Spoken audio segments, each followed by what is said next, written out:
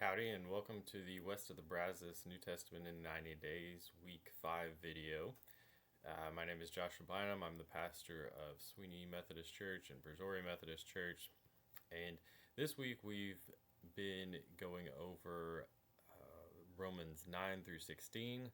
You've read Matthew 5 through 10, and then 1 Corinthians 1 through 9. We've covered a lot of ground this week. And I thought I'd share something that stuck out to me while reading these chapters. I wanted to talk about saltiness, the idea out of Matthew chapter 5 that Jesus talked about. Y'all would have read that the beginning of the week. Going into college, I won a Salt and Light scholarship. Where I was going to school at Asbury University, they had a few different scholarships that you could apply for.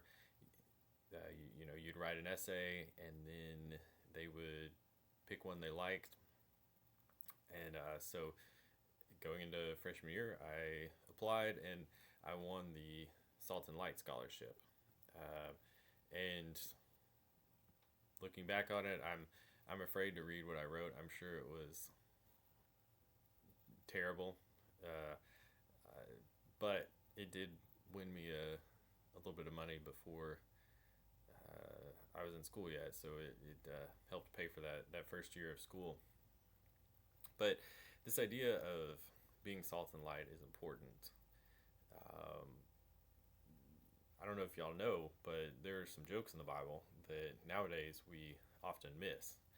And this idea of saltiness is probably Jesus referring to a joke that was floating around in that time in Israel. So I thought I would tell y'all the joke, and then y'all can appreciate the humor that was in that day and time. So it's a question. So how do you make saltless salt salty again? And then the rabbi would answer and say, by salting it with the afterbirth of a mule. Y'all get it? Y'all get the humor? Wouldn't be surprised if you didn't. It's an agrarian joke. If you don't know, mules are sterile, and so mules can't have babies. So there is no such thing as the afterbirth of a mule. It's impossible. So what the joke is basically saying is stupid questions get stupid answers. Because salt by its very nature is salty, isn't it? If salt is not salty, can we really claim it as salt? Can you say something that's not actually what it says it is, that thing? If you're not doing what you claim to be, if you say you're something but you're not living it out, are you really that thing? That's what Jesus is talking about. If I say I follow Jesus, but I disobey all his commandments and I'm not following after him, am I really following after him, right? If I'm not obeying what his call is it really obedience? And that's kind of one of my pet peeves that I've noticed as a pastor is,